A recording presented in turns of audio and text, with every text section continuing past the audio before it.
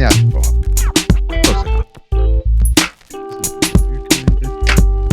Guy's got elevator music and freaking everything.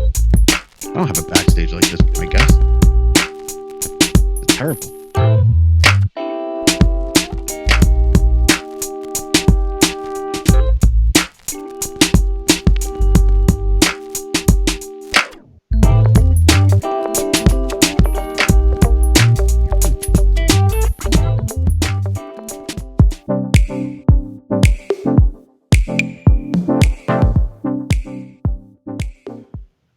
Oh, ladies and gentlemen, welcome to another Technically Speaking Live. It is 8 p.m. Eastern Time on Wednesday, and that means it's 10 a.m. In our Queensland, Australia office, our remote site for Technically Speaking Live. I can see over here on the screen that I am streaming to you in the extra super creamy 4K at 24 frames a second because I'm not a heathen. I see we have people on YouTube. We have people not watching on Twitch because I don't ever talk about Twitch. Maybe a couple people popping in on Periscope, aka the tweet machine. And you may have heard a very distinct voice that was popping in and out during the intro. And I'm going to bring that person on here in a little bit, but I want to go to the comments first because I think we have just a few people here that are already ready. Stats is not going to be on the show tonight because Stats decided that he wanted to go dilate his eyes. So he currently looks like he is about from here to Mars. His eyes are huenormous. And yeah, so we're not going to have him on. Otherwise, he couldn't read the screen at all. So this is going to be a solo show. And that's all right. I have really big pants and really big shoulders to fill, I suppose you could say from that perspective. So we're going to have a special guest on, and I can only tell you the shenanigans that we are going to get into from that perspective. We're going to talk about probably AT&T sucking again. T-Mobile also sucks. Spotify video podcast. I want to get our special guest feelings on foldables and what it's like to have one's tears placed into a can. So I want to definitely ask him about that tonight because it's a really special product. This is one of one. I had to special order these tiers. I'm sure it took him quite a while to get these tiers all stacked up into one particular can.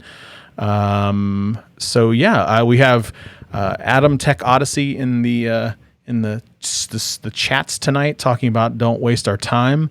Solo and Dobo and just messing with Ken. That's right. I usually go through a little monologue, but I can't wait any longer. Ladies and gentlemen, boys and girls, children of all ages, he would probably say I am his arch nemesis. That would be a lie, though. Ladies and gentlemen, the man, the myth, the legend himself, the shenanigans is already here. The original Dobo. Oh, my God. Wouldn't be. Isn't that such a sweet, sweet sound, that theme song? Where'd you get that? I don't know. It just suited me. It's called Anti-Hero, by the way. Oh, no. And if the shoe fits. So suited. If the shoe fits. Oh, yes. My man. Fits very well. My man, how are you? All right, how are you? Go ahead. I actually did my hair today for you. I usually wear a hat, and it's not because I'm balding. It's just because I'm lazy.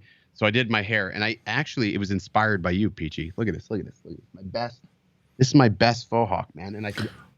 Oh. Like that's your classic face right there. Did you even put glasses on specifically for me to do my hair and the beard? I knew it. I do actually wear glasses, and when I'm trying to sound extra intelligent, I wear them. Okay. I see you working. I like that. So deceptive. I am excited to have you on the show. I know that you and I are part of a very epic Twitter battle back and forth, which is always, I don't know. A batter is something that I eat too much of usually. But also it was something I wanted to bring you on because I know that you do drones and I know you do cameras. You're one of the smartest. You are the person I go to when I want to watch drone videos. You're also one of the people that I go to mostly your Twitter when you talk about cameras because you know way more than I could ever fathom. But I want to take you out of that lane tonight and I want to talk a little bit other tech. I think most people think that you may not have full up tech chops, and I think that they would be wrong in that assumption. I feel like you have more tech chops than just that. So I'm gonna ease into it. So I need to know your feelings on foldables. I need to know them. Ooh, I don't know if they're really practical. Okay. You know what I mean? I'm not 100% sure if they're practical. Like I was a big fan of like the original Razor, right? Okay. Like, before we even had smartphones, I had one. I had to have it. So I had the Razor, I had T-Mobile, the whole thing, and I thought really small phones were like the thing. Like that's what I wanted. But the more you start using things like that, they just don't really seem practical. And I'm always afraid something is going to break. For me, practicality has to meet durability. And I just don't know if foldables are there from a durability perspective. We just got a comment that said, as soon as I heard, this is what Adam says. Adam's coming on to already say, as soon as I heard, I know that you do drones, wasn't where my mind went. Adam would go there. He would go there. Adam would go there. He's a mess. He's a mess. He is a mess. Yeah. You ever been to his show? Yeah, I've attended his show. It's a mess. It's just a terrible mess. Good. But I love Adam. I love Adam too. He's a great dude. His show's a mess. He's a weirdo from Ohio on the show too. Yeah, I know. Really brings down the overall morale of the show. It's terrible. Heathens. The heathens. They really are heathens. I mean, they are not like us. We are two exquisite gentlemen. Those are two heathens over there. Just heathens. I'm telling you. Terrible. Okay, so from a fragile perspective, I had a Galaxy Fold 2. No, Galaxy Fold 1. Okay. Not the 2. The 2's not out yet. And I got to tell you, I was scared to death of it, but in a weird way, it was shockingly just structurally sound. It was incredible. Like, really? Yeah. So like when you folded it open, it felt like you were going to break it, but like that thing could be thrown around. It was solid. It was a hefty boy. It was thick. I don't know. I guess I don't have any actual hands-on experience with a foldable yet to really like say. I'm just thinking from like, you know, from an engineer standpoint. I mean, you have much more moving components. Something's got to give, right? So that's where my mind tends to go anytime I look at something like that, and it's just sort of like, why? If I wanted a foldable, I'd get a foldable. I don't know. I still like I love the utilitarian design of bar phones, like the iPhone, the Pixel. I like that design. I think it's like universally sound, and it works in a lot of different applications. What's your smartphone right now? What's your smartphone of choice? My smartphone, the one that is always in my pocket by default, is the iPhone 11 Pro. But for like my business line, I use the iPhone SE. And I actually prefer the SE because it's small, but I still love the fingerprint sensor. Battery life's good, and it's super, super snappy. And it's just such a basic phone, but it just gets so much right for such an affordable price. So you're not not a Pixel guy at all.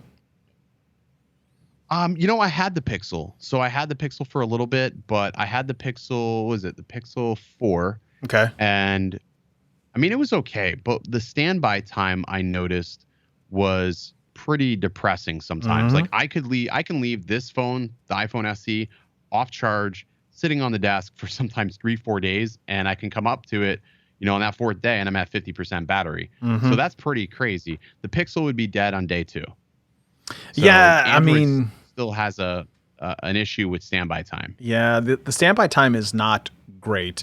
I feel like I would like to say that it's probably related to the carriers constantly pinging, but I mean, you can make the same argument for the iPhone though. Yeah, exactly. And I think, as far as devices go, iOS devices still just absolutely nail it, and that's why so many people do flock to them. Android has gotten better. I used to be a really, really huge Android guy. I mean, my channel's been around for a while, and if you go back to like my very, very early videos, it was me, dealing with like the Nexuses and rooting and ROMing phones. I mean, that was like my bread and butter back in the day. Okay. So I mean, it was like nothing. Like people would try to call me, they can't get a hold of me. It's probably because I'm flashing a new ROM or something, or I break my phone. Yeah. That was common back then. But now I just don't have time for that. And it's like, I just think iOS works really well. I'm excited to see what Google has in store, because I do like to keep one Android device on me and one iOS device, because certain applications I use just work inherently better on Android than they do iOS. Okay. Are you let's see, how do I say this? I am a big proponent of using your smartphone for creative. So using, okay, like, I know you're a camera dude. I mean, I've tried. Okay. I use my smartphone to create a lot. Like, thumbnails are more often than not, the photos that you see in my thumbnails are shot on a phone. Are you? I can't say I have in a while. Like, I have shot thumbnails on the phone, but it's like usually when I'm in like a massive pinch, I will. Mm-hmm. There was a period of time where I convinced myself that my iPhone was all I needed to shoot video. And for a while, I was actually doing a lot of my videos just on my iPhone 6. That was it. 4K video. That's all I needed. And I was getting it done, and it was fine.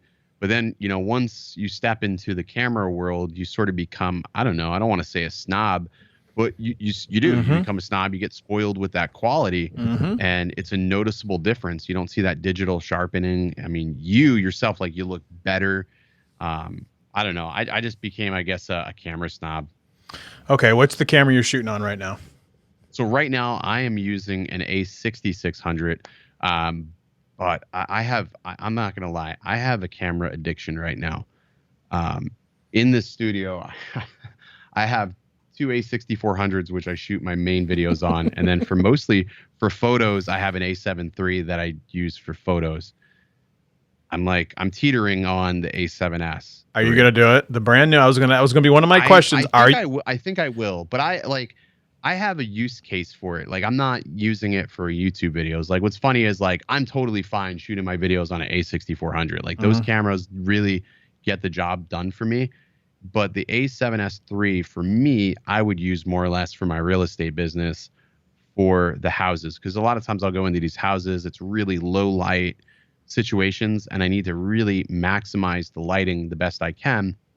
And most of my videos that I do now, I'm shooting at ISO 3200, which is insane for these cameras. I mean, it's really pushing it. So I think I would probably use it for that perspective more than anything. Okay. And so that was going to be one. Did you pre-order? Just do it now. I didn't. Just do it now. I know I should. Do it right now while we're on the show. It's like $3,400. Yeah, but look, like you could sell a couple. You could sell the 6600 and the 6400 right here.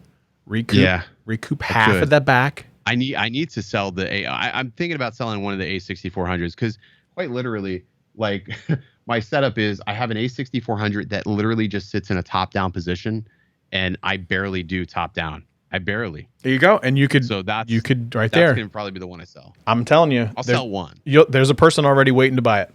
It's not me, but there's a person waiting to buy it right now. You know who it is? Who? It's the king himself.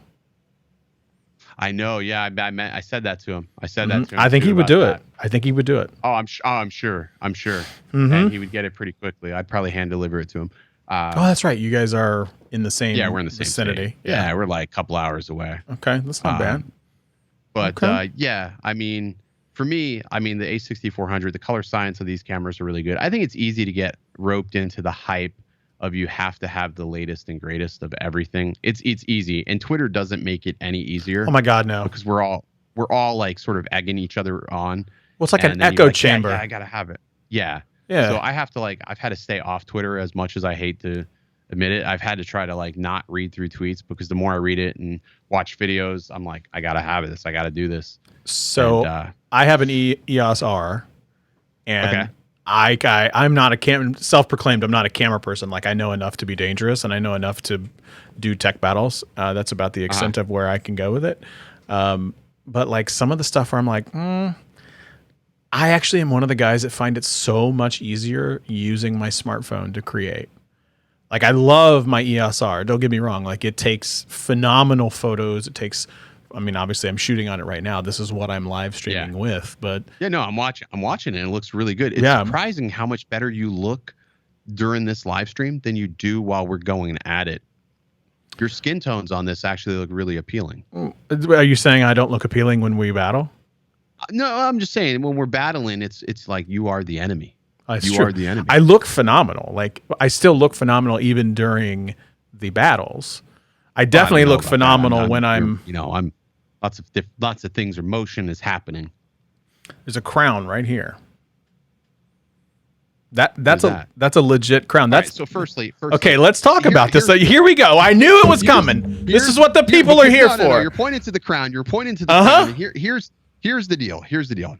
So when the battle first started, because this has taken me a little bit of time to process. Here. Okay, let's talk it out. And you and I a couple of tech battles, and I've been a guest judge, and something that was never ever discussed was the point system. Like my assumption, and maybe again this is the assumption, my assessment on that is each judge. So you have to win the favor of three judges, right? Yep. You have to win the favor of three judges. And that if Judge A votes you in and Judge B does not, then the last person to vote is the deciding factor. And we're going by rounds. Somebody has to win the round, right? And that's the way that I assumed it. So when I'm sitting there watching this stream back again, I don't know what possessed me to watch this stream back and all of my ridiculousness. I've done it. But I watched the stream back and I've counted and I'm like, wait a second. It's 3-3. You guys won 3 rounds. Sean and I won 3 rounds.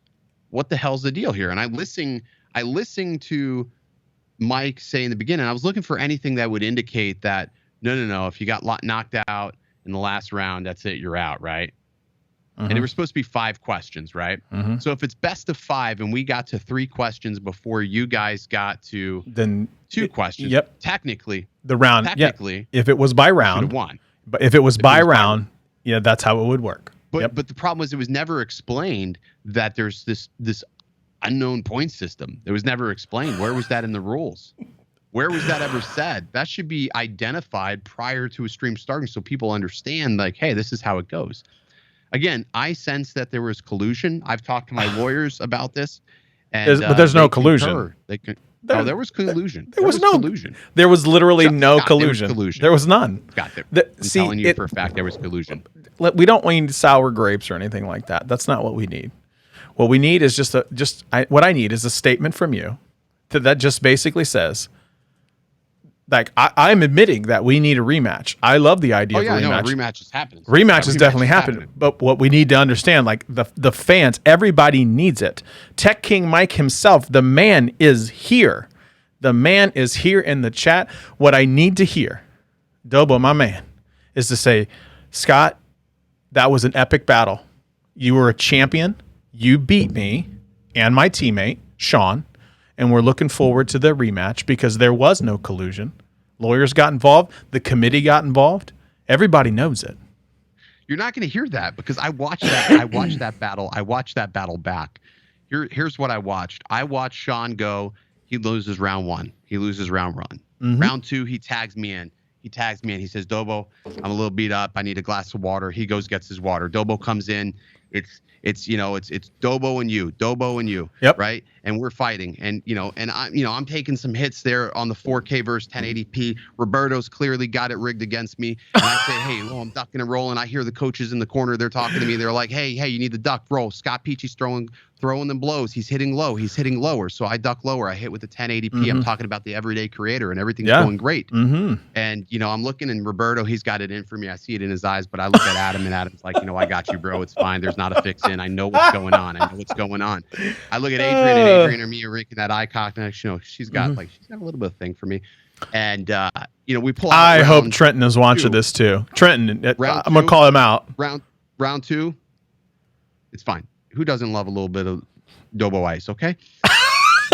Round 2, watermelon sugar. I take the crown, and then Sean says to me, going, you know what? You got it. Yeah. Do it again. Do it again. So Ben's out there, and Ben's, you go thermodynamics. You can't defeat it, and he's doing that whole thing he's doing. And I say, you know what? Speaking. He's speaking. And he's speaking. He's doing that thing with his mouth. And I say to Sean, Sean, step back. I got this guy. I'm going to send him back across the pond. And sure Sure enough, I step up to the plate. I send him packing right back. He says, "You cannot defeat thermodynamics." And I said to Ben, "You can't defeat Dobo. Sit down." Next. Okay. And Sean steps up. You ready for this? I'm ready. About the L glass. He's talking about the L glass. That was a good round. That was a great round. It was a great round. It was a great round. We saw Sean be nice turn into Sean be bad. And Sean be bad is up there, and he's doing his thing. He wins. Round 4, he wins right there. We're up 3-1, 3-1. Not rounds, bro. That's not how the points, man. Each judge is a point. Every tech fight's been like that, man. Every one. So if each judge is a point, each judge is a point. That's 1, 2, 3. Right? 1, 2, 3. I have to win. No. By us winning the first round, it's 2 points for our team, 1 point for you. Second round is 2 points for you guys, 1 point for us. So the end of second round, it's tied 3-3. Is there a budget for like a little counter, a freaking counter? Is it too much to ask for like a physical counter that we can see? That's actually not a bad idea. Is there a budget for that so we can physically see the score? I think it would be helpful if we can see the score on screen somehow. Like, I don't care if we have to have like, what do they have those things? Those things that you slide it left to right. It could be a lower third. We can make one. What is it? You want a lower third? I don't know. I don't know. Something like a ticker. You could do a lower third. Like a lower third ticker. I mean, the budget for that. Just a ticker. I have done that in StreamYard. What is it? StreamYard? I know that you can do it with overlays. I'll have to. I mean, obviously, it's not my show, so I can't say it as a judge, as a world-class judge, and colleague of the board. It's coming. Hall of Famer. There you go. Mike has come out and said it's coming. Mike said it's coming. All right, I see. So he's coming out saying it's coming. I see, Mike. So with that being said, again, now that we've kind of settled this debate, you would admit. Well, the debate's not debate. But you would admit that Scott and Ben won the first ever inaugural tag team championship. I think the people want to know that this is no collusion. We know for sure that never happened. So we need to work in the land of the truth, my friend. So it's okay. Dobo, come out and say it. Just give the people what they want. There's only 11 people watching it. One second. I'll do you one better, Scott. Here we go. Ladies and gentlemen, the ticker can be made no issue. That's perfect. So as Dobo does, I am going to really hope that he's doing what I think he's doing. I need him to come out and say very clearly that this is going to be a great rematch. This rematch is going to be a one just for the ages. It's going to be constant.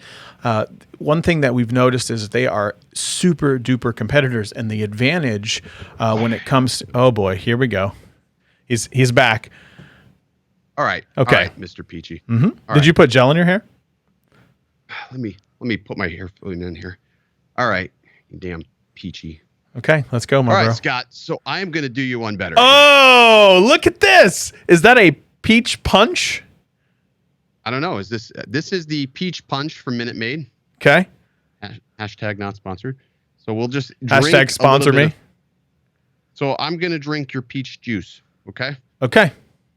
All right. So we'll drink your peach juice, and you're just you guys. So with me drinking your juice, that's it. This signifies that you won the very first episode of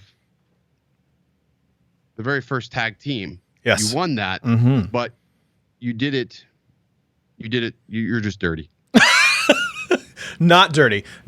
Actually, probably one of even your juice, even your peach.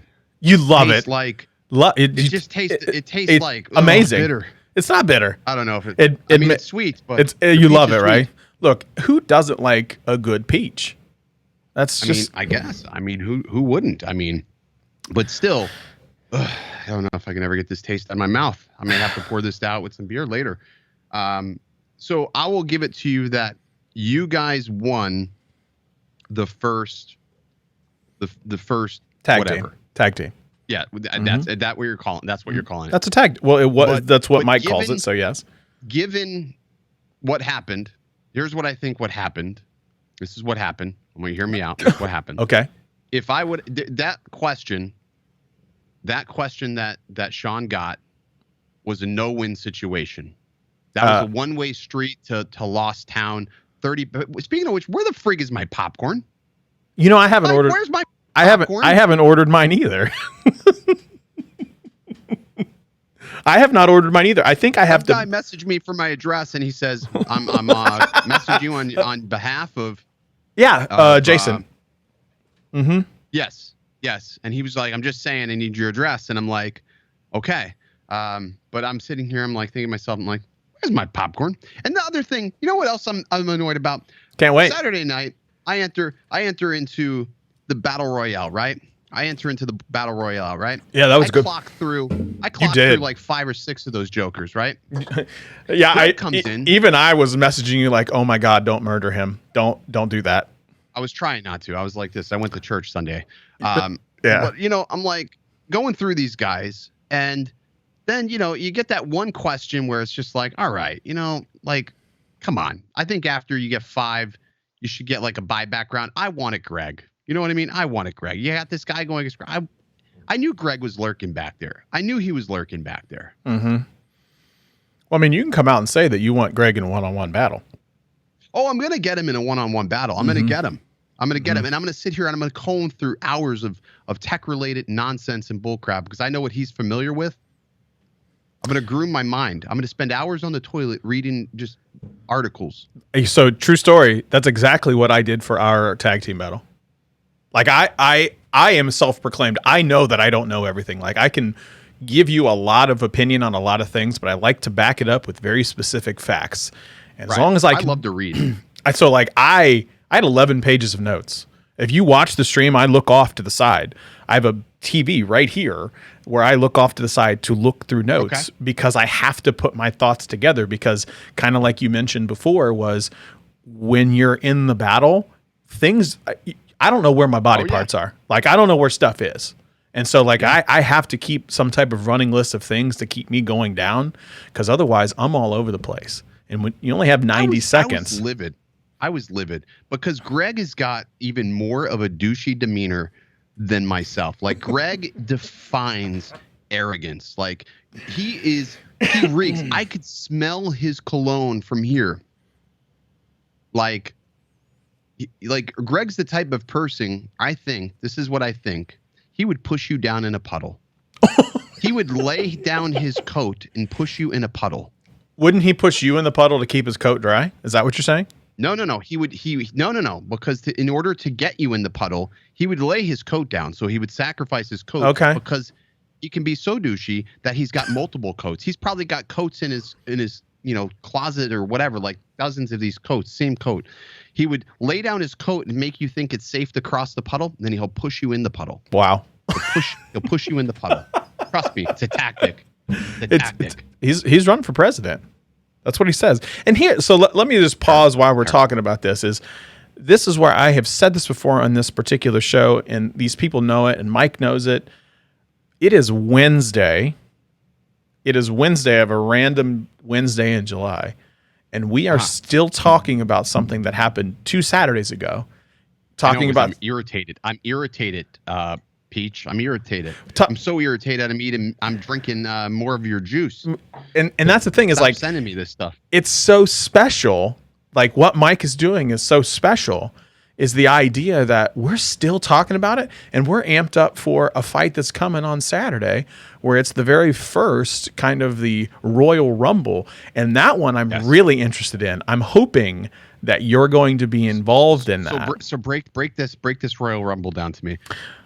Okay, so I'm going to break it down how I think it's going to go. Now, Mike is in the comments. Mike is in the comments to very much correct me if I'm wrong. From what I understand, it's going to be 9 people on the screen. So 9 people on the screen that you see. A person will be selected. I don't know how the selection is going to go, but then that person will have the ability to pick the fighter by which they will go against. So so say that you and I were 2 of the 9, right? And I am the one getting ready to pick, and I go, you know what? The tactics could go, do you go with some of a bit of a weaker argument? Take the weak ones out to kind of get into a good frame, or Do you go for the strong ones? It's kind of like the Price is Right mode or game show mode where do you take the strong ones out first, really get your confidence going, and then just mow down the rest? I don't know. I tend to be one that would say, I'm going straight to Dobo. I'm going right at Dobo. Let's do this. You're going for the horns. You have to. I mean, you have to. Because right now, the way I see it, Peach, you haven't won against me in an argument, Peach. Have. Oh, no, wait, you did. We're 1-1. We're 1-1. I was going to say, we definitely are. We're square. Trust me. We're 1-1, and I can't help but think about that question. And I say to myself at all times, if you have it, you use it. I'm always going to come back to that 48 megapixel on phones and think to myself, why didn't you argue the other way? You know, why didn't you? Look, I'm going to be straight up honest with you. I thought I was toast. Like I had to go full knockout. That was the only way we win. The only way we were going to win. I have a theory. A theory. My theory is Roberto, he knows who I am. He knows. Does he? And he sees me as a disruption in the force. And the only way he could keep me down is to give me a thumbnail pack and suppress me. That's just clearly speculation. It's but you ended up getting that. Like at the end of the day. Yes, I got that's thumbnails. What you get. Like yes, but I think that was hush thumbnails. Like, you know what I mean? Like sometimes like when I want my kids to behave, I give them a thumbnail pack and a set of graphics, and I'm like, shh, quiet, you didn't see anything. Dad, why did you give me this? I don't want this. What is this? I mean, you give them, I don't know. You give them like 1 month free to Adobe Premiere. That's how you reward people in today's world. I got to go with Trenton, my man, saying watching Peachy Judge is like watching the cliffhanger of or a movie. Yeah, because you don't really know. I will say that in the battle royale, it was cool because you can almost tell immediately, or as Viper would say, immediately, how people were gonna go. Which I like that fast pace. I'm not gonna lie. Some of those questions, like the Google Home versus Alexa, I don't know how I survived that. But the best part was when you start talking to them, because they had that moment to rebuttal. What I found was if you started talking to them, it would totally throw them off. And then you're just sitting there burning through the clock, sort of like somebody dribbling a basketball. And I'm like, oh, now I know why they don't shoot. For those, I'm like always like LeBron shoot, but he's like, no, he's already won the game. Yeah, you wait to win the games. Like right. Your argument is so bulletproof. The best thing that you can do is just put the blockade up, which is pretty much exactly what you and I tried to do against each other. Right. It's like we talked over each other. And so somebody actually told me, they're like, how in the hell do you actually hear what the other person is saying? Best mic wins. Best mic wins. Well, so it was not only that, best mic wins, but it's how do you hear what they're saying as you're making an argument that has nothing to do with what they're saying? You then interpret what they're saying and then push out some type of rebuttal, all without actually taking a breath. And usually I just batter back bullcrap. Like I'm just sort of like, I'll say something totally off the wall and random. And sometimes what it'll do is it'll sort of like Ben's easy. Ben's my favorite because I'll say something off the wall to Ben and it'll get him laughing. And I'm like, now I got you. Now I got you. So I like going against Ben because I know I can get him laughing. And as soon as once he does that, it's game over. He admits it too. He admits it. He knows it. Oh yeah. I love that meme, the thing where he's like, ah, or he goes, ha, ha, ha. Yeah, that's a good one. Okay, so are you going to be in the Royal Rumble this Saturday? I would love to see you there. I don't know. I think another thing that many don't understand is that it's mentally taxing. Oh my God, exhausting. And then depending on what question you get, like you can be on a steamroll mission. Like I was rolling hot. My mistake was when I was up against that guy with the Xbox, what I should have said to him was be like, oh, what's your favorite controller for the Xbox? I should have flipped it on him because we were in a good conversation. I could have. I bet you he would have been like, oh yeah, I love the Xbox or something. And right there, I would have won because he admitted, but I didn't think of it in time. I only thought of it afterwards, but I had a feeling. But I'm not a gamer, so I had no idea. I was lost. Like that's the thing I was completely lost. The reason that Ben took a couple of those camera questions was because it was like you guys would have killed me, like absolutely destroyed me on, like Canon or Sony lenses. I shoot on Canon. I know Sony's great. I know that you can use Canon lenses on a Sony. That would have been the basis of my argument. And you guys would have been like, yeah, but what about all these blah, blah, blah, blah, blah, blah, and I would have been completely toast. Like it wouldn't have been even close. I was lucky to have Sean because he's in my perspective, Sean's super talented. I like always talking to him because I'll bounce things off of him. Like we talk pretty regularly, so I'll always bounce things off of him when I'm on the hunt of things. And yeah, he's a good person to be partnered up with. He's the same way with Ben. Sean and Ben are incredibly talented, just creators in general. But you're no slouch yourself. So I know you do a ton of drone stuff, but you talk about this real estate stuff. I don't think people realize how talented you are in terms of the real estate business. Not that I want to pry into things outside of the online persona, but like, what made you get started in that stuff?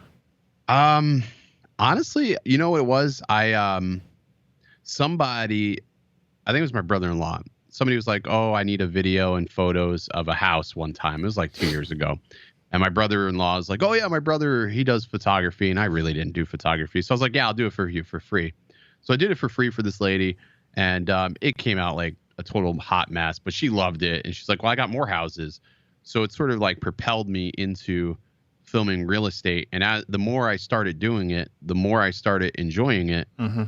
But the more you start realizing how much you suck.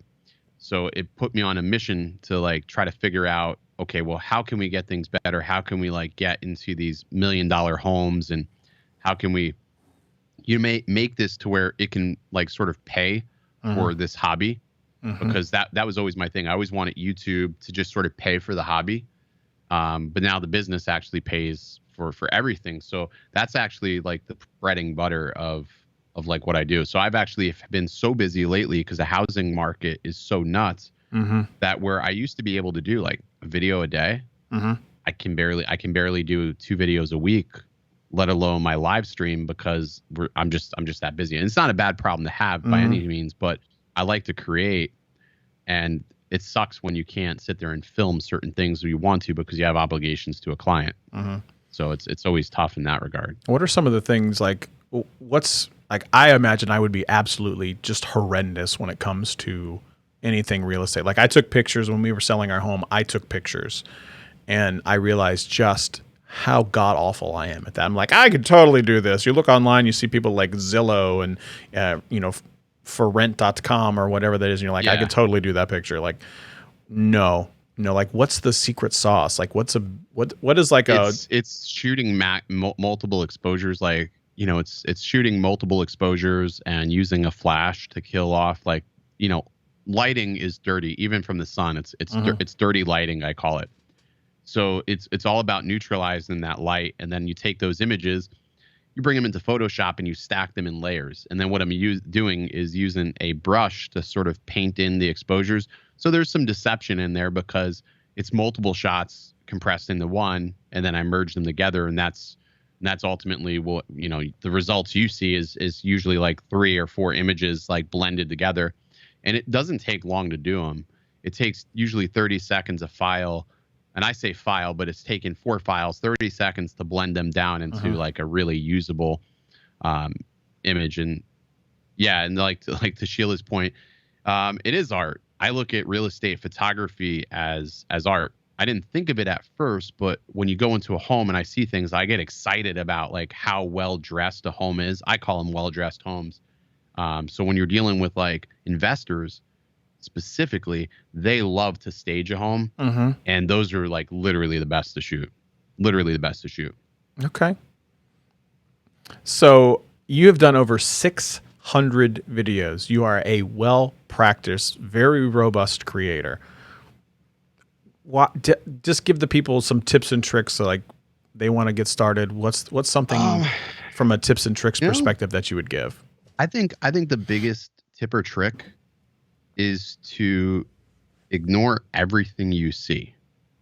Ignore everything you see, and the fact that when you're creating, you can't make a mistake. There's no such thing as a mistake. There's also no such thing as a bad mistake when you're creating video. Obviously, you can say bad things that you can't take back, but I think for the most part, the biggest thing I had to stop doing was doing everything else that I saw people do. I think everybody goes through this portion where they'll try to emulate their favorite creator or take bits and pieces of their style. And I think the moment I stopped doing that, I had a lot of fun. The moment I stopped trying too hard, I had more fun. So I think that's the biggest thing. Don't try too hard, but just be yourself. I mean, that's the coolest part about being online, and there's all these different channels, is that there is so many of us here, but everybody can do the same thing, but it's always going to be different. Yep. And that's what's cool. That I think is the most ultimate cool thing about creating content and being on YouTube, is because somebody may not like me, but I don't know, somebody may like you. So, you know, and that's just the thing. Or, you know, how we're on this stream and I'll see people in your stream that I've never seen before. And that's the cool. There's so much bleed over back and forth when we're talking about tech. And, you know, I don't know. I guess there's sort of a click online, right? There's sort of a click. You can sort of see the clicks. Yeah. I feel like we all have our click. Like, you know, you sort of see the people that are always in like Saturday Night Tech Fights. We're all sort of clicky, I guess. We all vibe together. And you sort of see it throughout YouTube. There's like little packs of people, creators that all sort of vibe together. I would wholeheartedly imagine that if we were all like in an event somewhere, we would all act like we've known each other for years. So I can actually attest a little bit to this. I had a wonderful opportunity a couple years ago to go to a Made by Google event. On behalf of Google. I remember that. Yeah. So I went to that, and right? Yeah, and I got a chance to meet a lot of these other creators, and you are 100% right. It is a lot like they are the clicks for sure. Like there are people who like have been doing this a long time.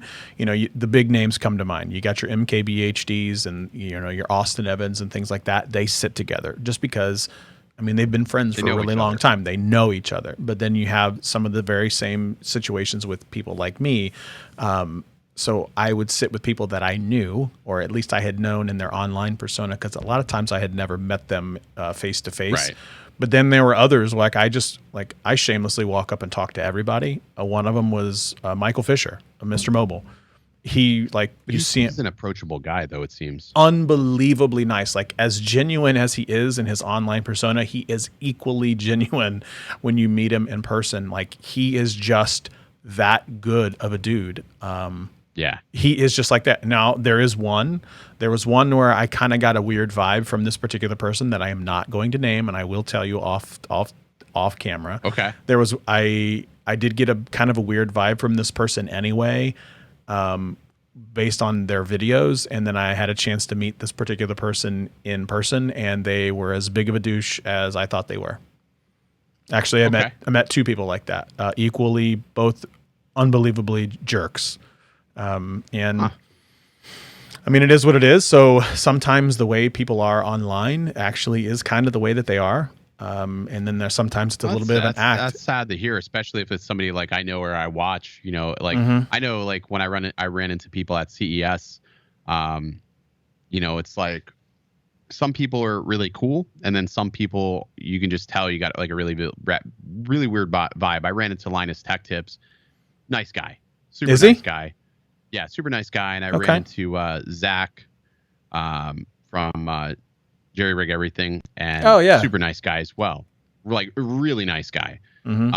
So, you know, but I did see a few that, you know, they were very standoffish. And I guess maybe that's how it is. You know, when you're in these events and you're in these shows, like, we all have in our mind that, okay, we got to go. We got to get things done type of thing. So I can understand that. I did get a chance to just casually talk to MKBHD. Very nice. Okay. I didn't like. Yeah, I can imagine. I can imagine that. He's a nice kid. Like, he just answered. And I was like, "Hey man, how's it going?" Like, "Oh hey, how's it going? You know, what do you think?" Like, just very approachable. So I would say probably the thing is, if you get a chance to go to these events, just approach people, because you'd be shocked at how very easy it is, and you can really. I'm always weird at events though. Like when I go to these drone events, you know, I'll try to approach a CEO. I'll make like 3 or 4 passes. And I'll buzz I call them approach patterns because I'm like and I'm like not right now. Busy. Yeah. And then finally like he's like, dude, I've seen you walk past 3 times. I know who you are. Just what do you want? And I'm like all right. I just want to say hi. So it reminds me of that Chris Farley. I'm actually pretty awkward in person at events. Yeah. I'm like a super huge nerd. But CES though, like I was really hoping that it wasn't going to get canceled this year like they were going to do, because these digital events don't feel real. They just don't feel real. Like I feel like you miss out. Like, you know what I mean? Like from a smaller creator perspective, you have more of an opportunity to make these genuine contacts with these manufacturers if you're in person. Yep. When you're online, they're getting hundreds of thousands of people reaching out to them, and it's like you have a lesser chance than if you were physically in person. Yeah, and that's I sort of feel like my big thing is like this year. I wasn't going to go to CES because I just never been there, didn't want to catch the CES crud, but it's a situation where like if you give me, it's like a chip in a chair, right? If I'm playing poker, chip in a chair is all I need. I feel like I can win just about anything. If you get me in front of somebody, I feel like I can really give them a chance to show like a genuine person where they're like, look, we want to do business with you because we genuinely feel your vibe. And we're not going to get a chance to do that this year. So we have to like try to make a vibe online that's genuine, but not train wrecky. So tough. So it's gonna be tough. I think it'll be cool. I just think that they need to have these presentations, these keynotes, a little bit like they need to bring it. You know what I mean? Like they can't just be these mundane announcements. Like if you're gonna announce something, like really sort of go all out, put out a production for it. Like the Apple A7S, the Apple one, like something like Apple does exactly. The A7S III I thought was a pretty awesome announcement. I mean that was just awesome in general, but I mean something to that effect needs to happen. And I don't want it just trickled out. Like I hate when they're trickling. Let them all go in like a 3 or 4 day window, because like you look at NAB. Like every month we're getting a new NAB. While you think it's cool, I rather have all that information all at once so I can move on to the next thing. 100%. Like I hate the fact that these companies are going at their sort of their own pace in this aspect. But I guess it's better than nothing, I guess, at this point. Okay. I know you have a show in 10 minutes, so I don't want to keep you too much longer. No, you're good, buddy. Okay, so Mike says that he's an ass in person, so his wife says, but he thinks he's a nice guy. I bet you Mike's really a nice guy. I bet you that he's a nice guy. Like the way I look at it is like, this is how I look at it with all my friends. Is if I feel like you're overly nice, but you're not a jerk to me, you don't genuinely like me. If you are a little bit of a jerk to me, then that makes me feel way more at ease. Yeah, it makes me way more at ease. Like if you were just like very cold, sterile, like, yes, I'm very happy to see you. Thanks so much, Ken, for coming onto the show. This is great. If you'd like to follow Ken, like to me, it's like I'm going to go ahead and wipe the floor with you in our next fight because that's just what I'm going to do. That to me is the banter when it's a mutual. There's got to be like a little bit of back and forth. Yeah. A back and forth, I think. And it's hard. Like sometimes, I always say to people, like there's something that like you have online chemistry, and then you have, when you meet somebody in person, if that chemistry doesn't carry over, it's probably not meant to be. That just sounded like a really bad Tinder dating ad. We just made a YouTube Tinder. I just made a YouTube Tinder. But I think, like for the most part, you and I would probably be exactly how it is. I know when I get a chance to meet English Dan, like if we don't get arrested or burn the town down, I'm gonna be severely disappointed. He's one person that I've been wanting to meet for a while. Adam, I got a chance to hang out with last CES, which was awesome. That was the first time I ever met him, but we hit it off really well. Plus, two, we were also babysitting Zach, making sure he didn't gamble away his life savings. But that was pretty awesome. And I got to meet El Jefe. Nice. Which I've known Jeff for quite a while. And Jeff is probably like, I'm going to tell you right now, you will never meet, and you already know this, so I'm not saying anything different. You will never meet a nicer, more genuine, charismatic person 100%. Absolutely. 100%. Like, I would do anything for that guy. Mm-hmm. I would absolutely do anything for him because he's such a nice guy. And it just makes it like you feel good when you do something nice, because he's so, I don't know, he never asks for anything, and he does so much for so many, which so I'm so happy for his success. Yeah, 100%. Look, I'm telling you right now, you're winning people over. Miss Sheila, blown away by Dobo, nothing like I expected. Plus, I watched one of his videos, and the thing is, nice. when you have Miss Sheila, my friend, Miss Sheila is got a good person in the corner, huh? Unbelievably nice, like genuine person. Nice. Oh my God, I love her to death. Love her to death. I've never physically met her in person. Absolutely love her to death. Would do anything for her. If she's in your corner, you're my friend. You're taken care of. Oh, that's awesome. So it's good. So I got to ask. I heard something you said like at the beginning of the show. Something about you have a remote office in Australia.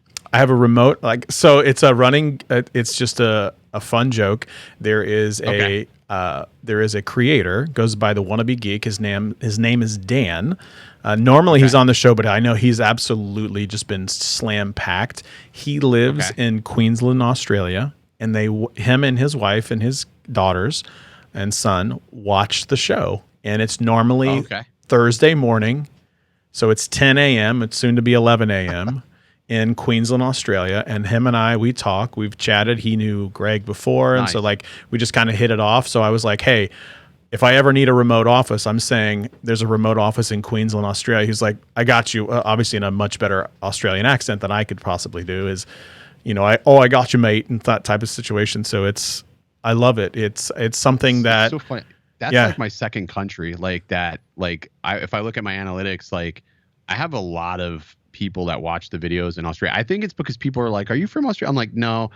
I know it may seem that. I'm like, I always joke with people, I'm American Australian, but it's just because of the demeanor I carry. But I love it. Like that's like my adopted country. Exactly. So I gotta ask, whatever happened to the lady that said you flew over her house? It's funny. Oh man, I was livid. So I'm doing a house for an investor, and we were filming a video. For a tutorial. Go figure. The one time I have a camera rolling as I'm rolling a camera, I catch this all on camera. So we were in a college town. So one, it's a very hipster area. Like everybody's hoity-toity because it's a refurb area where they revamped all these houses. So I'm getting ready to land the drone. I did land the drone, and she hollers across the street, "You're not allowed to fly over my house. I saw you over my house. You're spying on me." She's yelling all this crap, and I'm like, "What?" And I'm like, "No, we have authorization to fly here," because we did.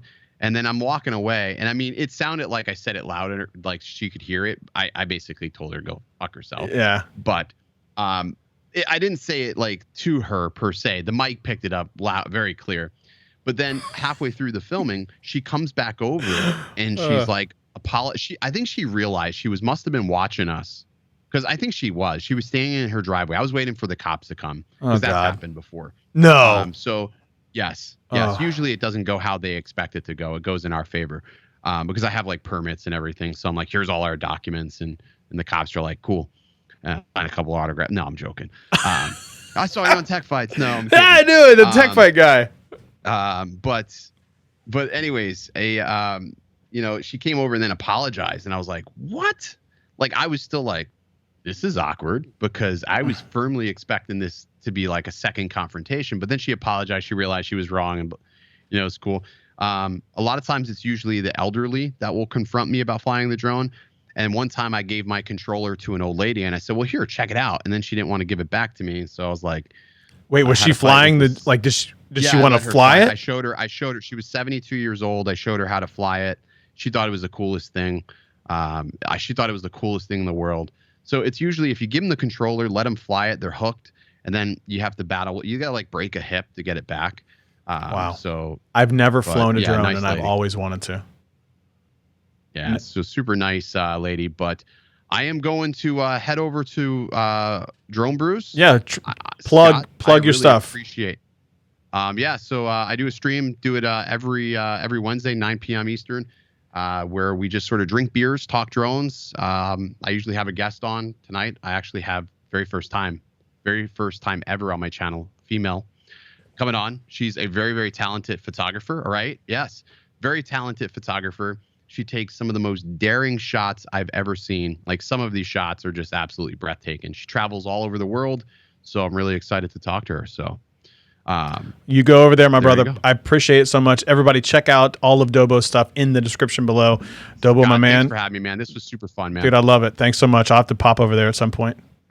Awesome. Thanks, brother. All right, brother. See you soon. See ya. Bye. Bye. Okay, folks, I got about 3 minutes left in the show. That was Dobo. All of his stuff is linked in the description below. Thank you all so much for coming out. Let's go to the chats really quick. Yeah, Trent and I was laughing so much about it. It was when she was so upset, I didn't really understand why she was so upset, because, I mean, I suppose if you were flying a drone over the house, the only thing I would want to know is, hey, what you doing? Like, don't get like upset or indignant about it. It's just mostly a, what you filming? Is it something interesting? Is it something cool? Like, my curiosity would be really piqued when it comes to stuff like that. So, yeah, Dean, I am not a wizard when it comes to the language. Straight up, just not good. The accent was London. It was a total whiff. It was a miss. Probably doesn't surprise anybody, but I'm really, I'm trying. I really tried hard. The accent absolutely just sucked. It was terrible. Miss Sheila knows, no matter how bad it was awful. It was awful. So, I am also very excited that you got a chance to meet Dobo. Like, that's the legit, real Dobo.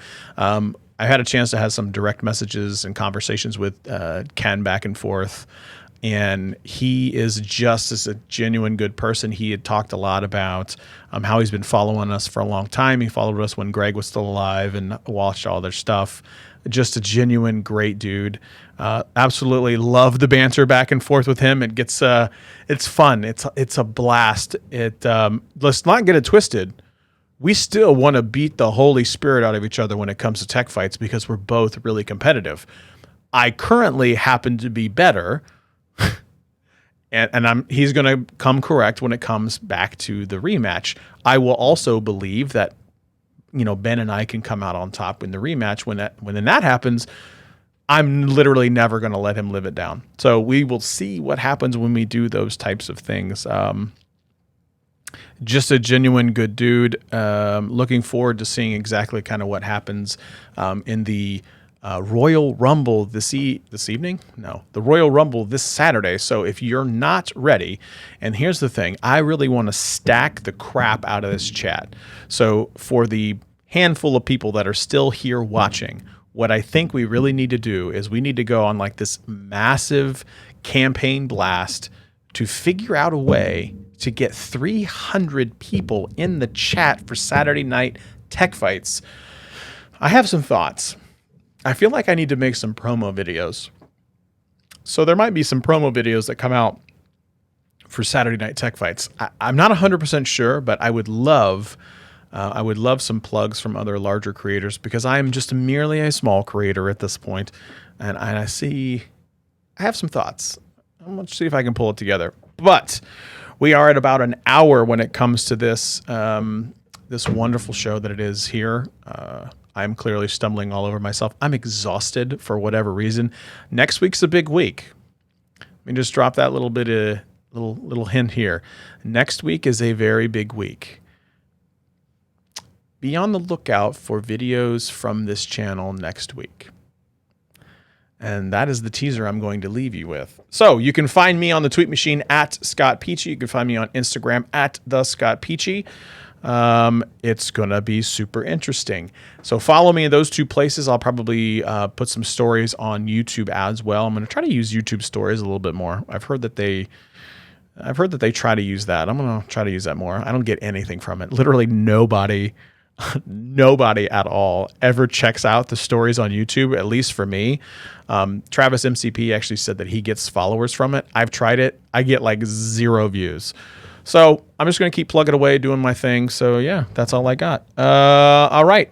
I would say Stats, plug your stuff, but Stats isn't here because he's currently flying to Mars with the size of the saucers in his eyes. And I will see you all next week. Same bat time, same bat channel. I see you all.